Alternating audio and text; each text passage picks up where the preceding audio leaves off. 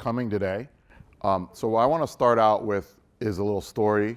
My family and I lived in China for 2.5 years, coming back to the US about 4 years ago.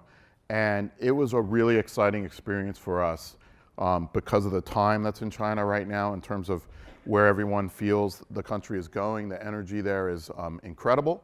There's all kinds of problems, of course, but there's a lot of optimism as the people of China see their culture and country really returning to its historical position in the world.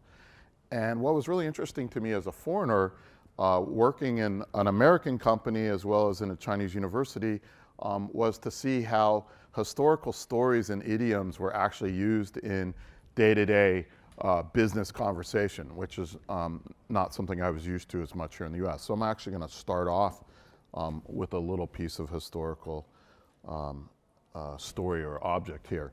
So this is known as the Heavenly Steed in English. This is a bronze statue that is important in China. In fact, it is the symbol of tourism China. It's from the Han Dynasty, so it's around 2,000 years old, though it was not uncovered until 1969.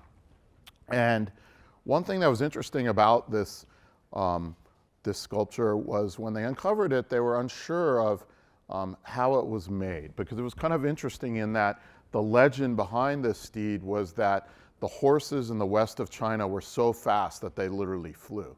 So if you look at this, you can see 3 of the hooves are actually in the air, and this 4th one, it's kind of hard to tell in this figure, but this is actually a swallow that is flying and being stampeded by this flying horse, essentially. And at the time they uncovered this, they were unsure of how did they make this 2,000 years ago and not just have it topple over. If you go see it, this is very small here on the base, and the horse is not really regular in terms of its pose. And so they were a little confused about it for a while. But to me, it represents an interesting take on products and design and art. And what it is this idea of balance. And so to me, it's the balance between the artistry of that beautiful horse as well as some science or technology required to be able to calculate the center of mass so it would not fall over. And I was actually surprised that when I was in China and I tried to find a replica, and there's many of them, both in antique markets as well as online on Taobao, which is kind of like the eBay of China, or we should say eBay is kind of like the Taobao of America. And they all kind of have to use a different kind of engineering hack to make it work. Either they make that bird really big on the bottom, or they make the horse really straight, or they put a hole in the middle and they put their fingers up inside and glue something in there. So they surprisingly, even today, hard to manufacture it really easily. But the bigger question is this question of balance. So can we create products today that balance somehow design and artistry along with technology? And I believe that balance is what's required to create products that people are going to desire and want and use day to day.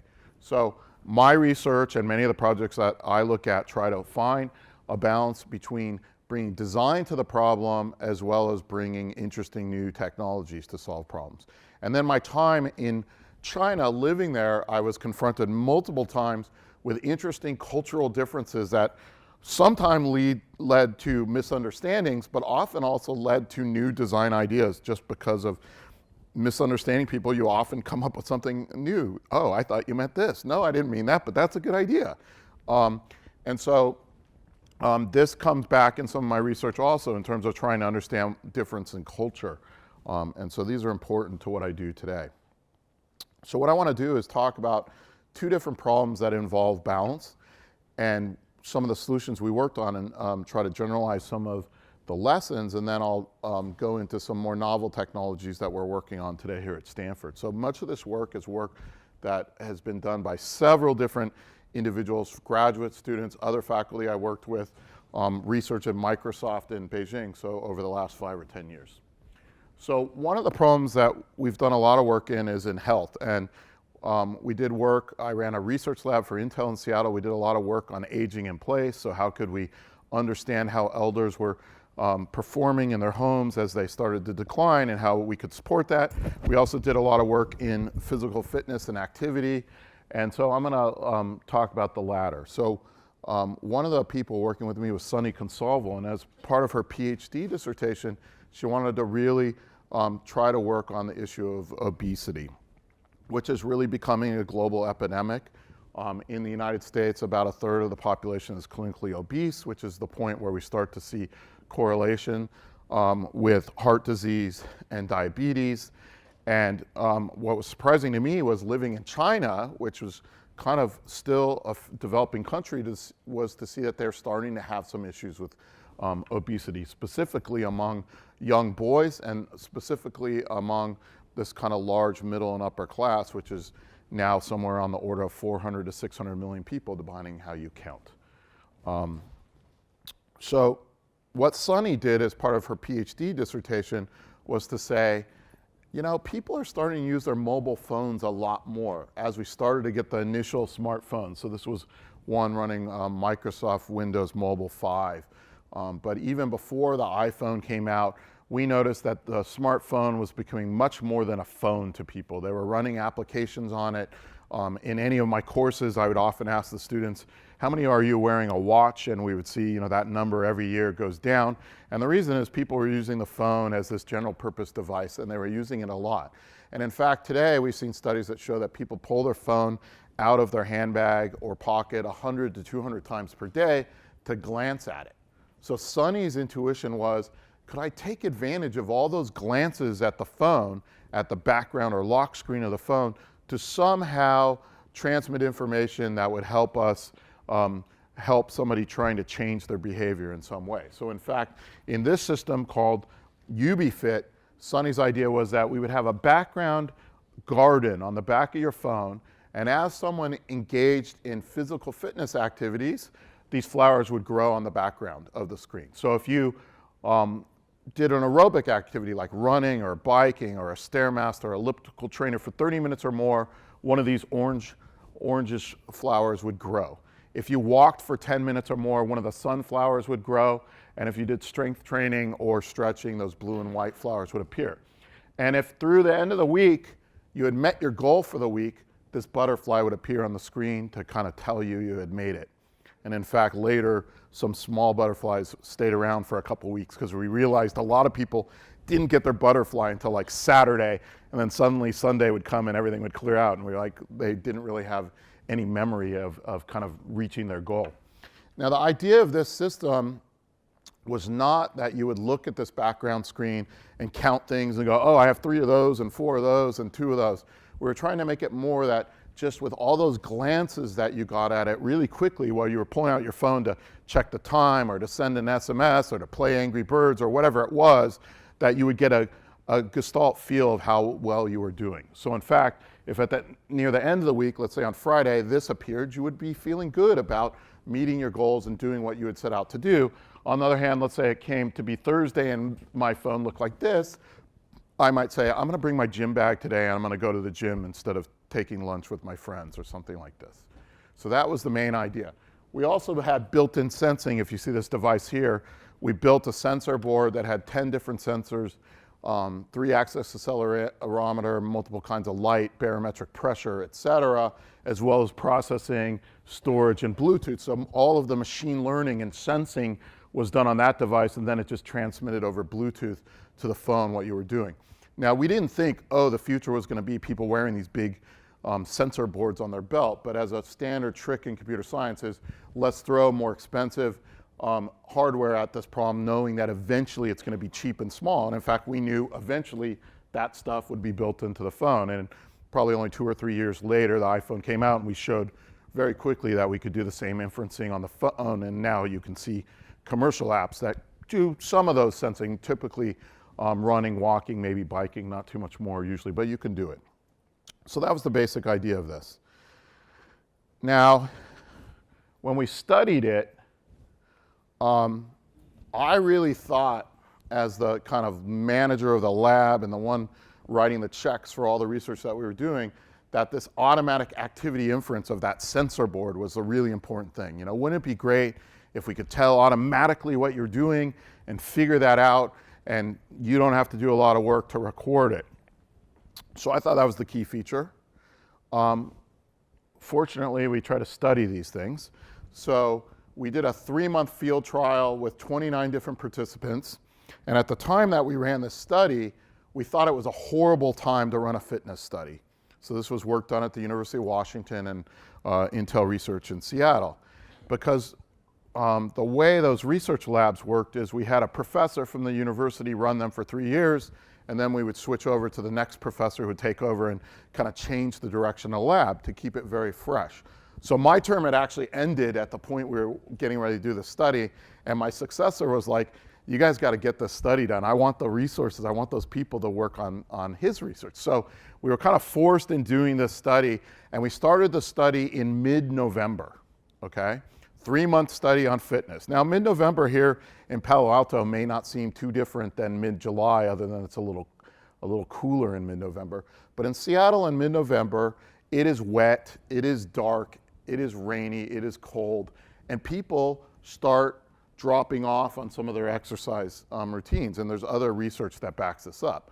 So we had to run the study starting before Thanksgiving, then you had Thanksgiving holidays, then into December, and all of those holidays into January and early February, and prior research shows people would drop off. So that's what the baseline is. So we had 3 really key conditions here. One was the full system, where people had that garden showing up on the background of their phone every time they pulled it out. They had the little thing on their belt that automatically could tell what they were doing. That was one condition. We had another condition where people had that system, but they didn't have the automatic inference. So they had to manually use a program on their phone to log, oh, I just went running for 30 minutes, or I went and did stretching, et cetera. Now, everyone had access to that logging application because we only could recognize 5 to 7 activities. If somebody wanted to do rock climbing or salsa dancing or swimming, you know, I wasn't going to spend money making a waterproof sensor. They had to manually do this. So everyone had access to that interface. So the second group of people, though, they had to manually enter even walking, even running, things like that. And then the third group of people had no garden on the background screen of their phone, although they did have the automatic inference device. But if they wanted to see what their activity was, they needed to run the application that had the journaling and see what was going on there. So they had to think about it to see it. And so what do you know?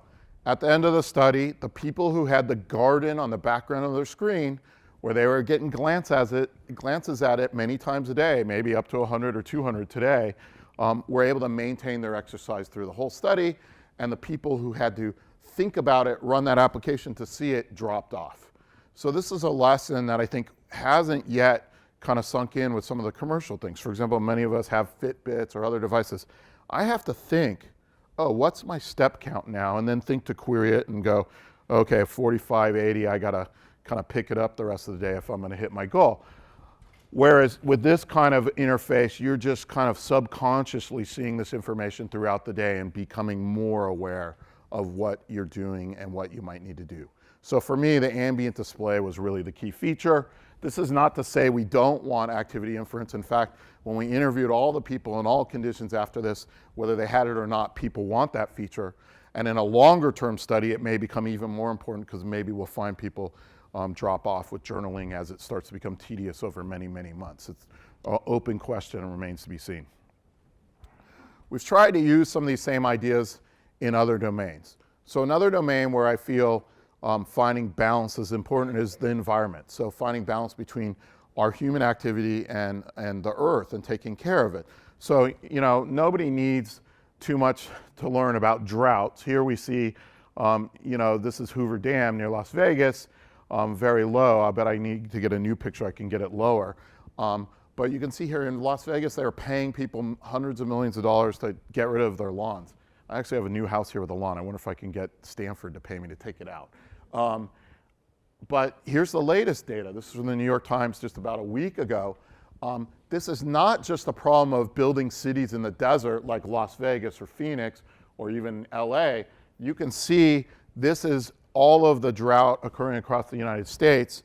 And what we see is 37% of the contiguous United States was at least at some moderate level of drought in April. And this is not really new. 5 years ago, 3 to 5 years ago, there was prediction that at least 36 US states would suffer water problems over the next 5 to 10 years. So one research question we had was, what can we do with respect to water? That led to a whole other research project for water sensing and feedback. We also were interested kind of in the basic reasons for this. So one is the idea of global warming, so climate change. Can we have impact on people's impact on the environment? So an early project we did on this that followed on to the UBFit project was called UB Green, and John Freilich, who's now a professor at the University of Maryland, led the writing of a paper on this work. The basic idea again was, could we have a background display on your phone that represented your, in this case, transportation activity and encourage you to be more green? So in this interface, as you do green transportation, so if you walk or bike or carpool, take the train or bus, these leaves would grow across the background screen of your phone. Eventually these blossoms would come out. Now, one of the problems with this, unlike fitness, where people are really centered on their own body and will say, yes, I have these goals, I want to be fit. When you ask people, would you like to be more green in your transportation activities? We did that with hundreds of people, and you'll get about 80% say, yeah, I'd like to be more green. But that's not enough compared to the other reasons that they choose a particular mode of transit. Being green for most people is 5th, 6th, or 7th on the list. There's other reasons more important. Usually the number one is how convenient is it? How fast do I get where I'm trying to go? But others include, do I save money? How stressful is it? Do I get exercise while I'm doing it? Can I get work done while I'm doing it? So what we did is we tried to take these other reasons that correlate with green activity and highlight them when they occur. So in this case, if I carpool, I might save money, so the little piggy bank lights up there. Or if I take the bus, I save money, I can do other work. And you know, depending on who rides your bus, it may be calmer. I remember my wife used to ride the bus across the Bay Bridge every day. I would ride the bus across the Bay Bridge versus driving in that crazy traffic every morning for sure. It's less stressful. Walking, you also get exercise. So you get the idea. So this was another interface. If you met your goal, these apples or fruit would appear at the end of the week, and then you'd start over. My colleagues at Carnegie Mellon who worked on this with me had a theory that people would bond more with animals, and so we should involve animals somewhat in this interface. So we actually had a design where you started off with a small sliver of ice and one polar bear. And the more green your transportation was over the week, the ice grew, and you got more bears, and they had babies, and you got fish and seabirds. And then on this one, if you met your goal, the northern lights appeared. So again, these displays for us were really just a way of showing you the information of how you were doing in the week towards that goal that you had set for yourself. So in the transportation one, people had set a goal of trying to do more green transportation activities. In fitness, they actually set a specific goal of, for example, I'm going to do 4 aerobic fitness over 30 minutes, and I'm going to walk 10 minutes or more 10 times, and I'm going to stretch this much. So it was helping people see how they were doing with respect to their goal. Just give them that information. We just wanted it to be more of a glanceable display rather than a quantitative thing where you were going to try to get the exact number, and also to be more aesthetic in some ways. So what was interesting is when we studied the UB Green one, in this case we only ran a pilot study with 12 people over 4 weeks, half in Seattle, half in Pittsburgh. We did see some people wanted to keep using it. Now you might say, well, what's the big deal of that? Well, by the time we ran this study, the iPhone had been out a year or two, and those phones now were really crappy phones. People are like, I really have to run that phone to be in your study even though you're paying me money to be in the study? You know, the fact that some people wanted to keep using this bad phone meant that it was fitting with their lifestyle. Some people had behavior change, but I put that in quotes because many of these people really were people who were already in some ways green. So we were really just tweaking people who are green a little more, which to me is in some ways not a great design. But there were people in Pittsburgh who were driving, I don't know, a mile or a mile and a half to their friend's house who said, I'm going to ride my bike now, or I'm going to walk.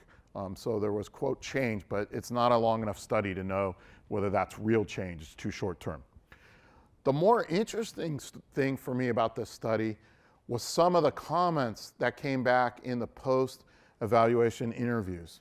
We had people who said, oh yeah, at work, people would ask me, what was going on with my polar bear? What did the ice look like now? Or what's going on with the tree?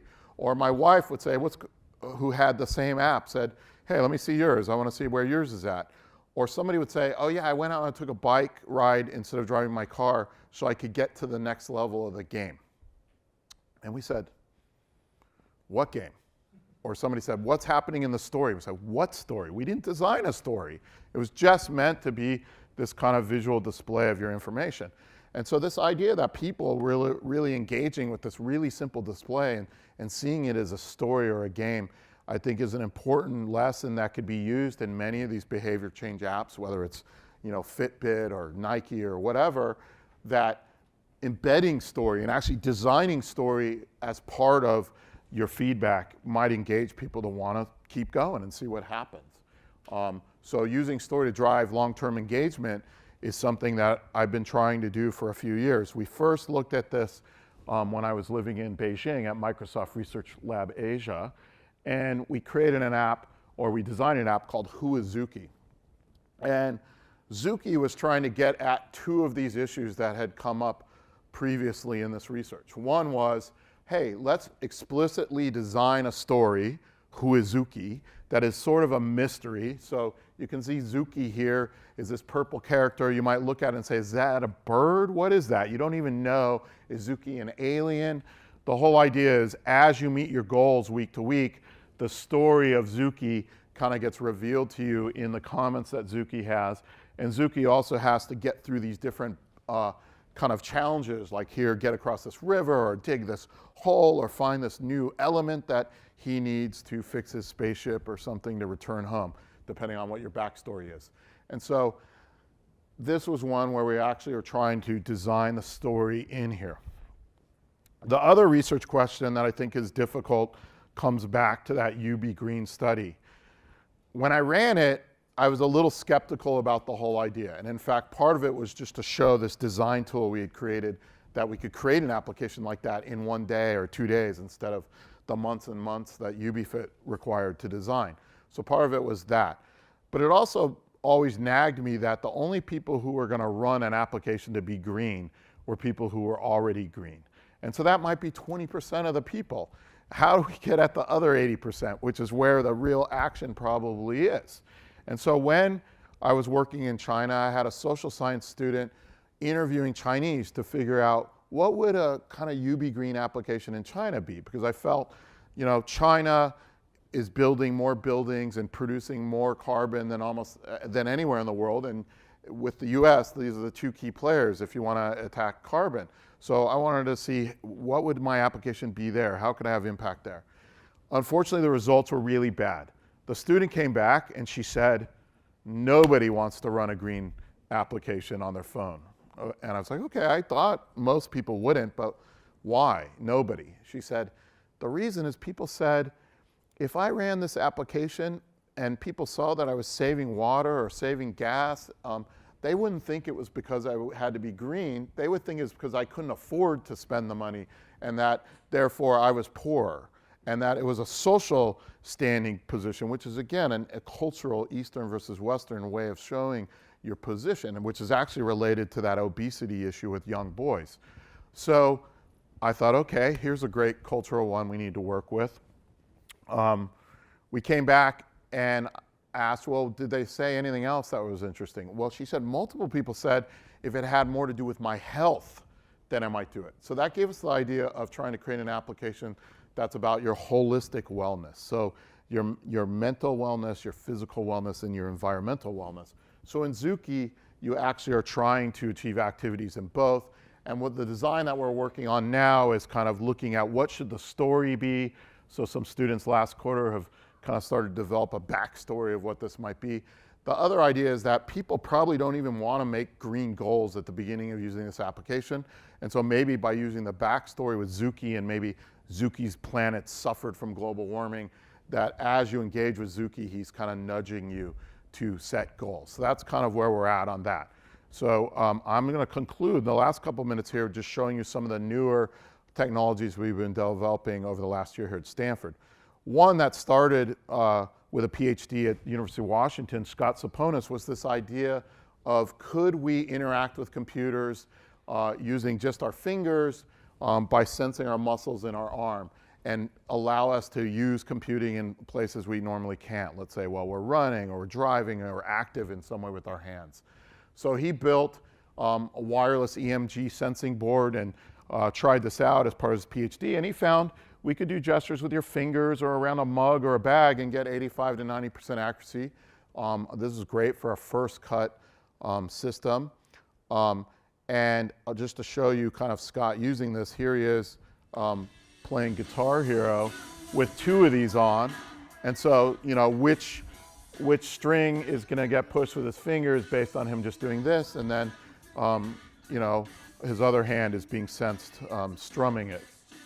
So where might we use this now? Well, the other area we've been working on here at Stanford is trying to think of, instead of an ambient display having to be visual, like I showed you in UB Fit and UB Green, is there another way of communicating information to you subtly throughout your day? So we've been actually working on vibration. Could we use vibration on a wristband, on a watch, to kind of send you information through the day? So first we had to figure out what is some encoding that people could understand. We did a few experiments to find an encoding that kind of looks like Roman numerals, short buzzes up to 4 and then 5's long, and then you start 5 plus 1. And what we've been doing now is to say, let's put together that muscle sensing work and let's put together this output work and make an interface where you can be discrete or eyes free, busy doing something else, and do this. So in this case, this woman's running and she does a gesture to say how much longer do I need in my run, or how far have I gone, etc. So you can see in this case that the person is able to just use gesture.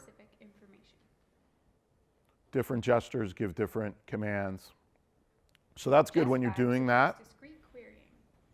While Jimmy is in a work meeting, he needs to find out what time his next meeting is at. Instead of pulling out his phone, Jimmy makes a subtle hand gesture, and his next meeting time is felt as a vibration on his wrist. So maybe you're like, what's the stock price, or when do I get out of here, or how much longer is this talk? And you could do this. So that's like hot off the press this week, that video. This last one I'm going to just show you here is the last thing. This is my out-of-body experience. Many people have thought, oh, you want to put on these glasses to kind of mediate your experience with the world. We've thought there's other ways of doing this, maybe just as dystopian, but we would like to explore it. So here's a vision video to give you an idea of what we're working on most recently here at Stanford. So maybe you have this quadcopter that follows you around and projects an interface around your body. You don't want today's quadcopters. They're loud, they're dangerous, but someday this might be a thing like a hummingbird that follows you around quietly when you need it. So she can see she's interacting with her information, finding out where she needs to go. She doesn't have to wear some junk on her body. Of course, she does have her quadcopter.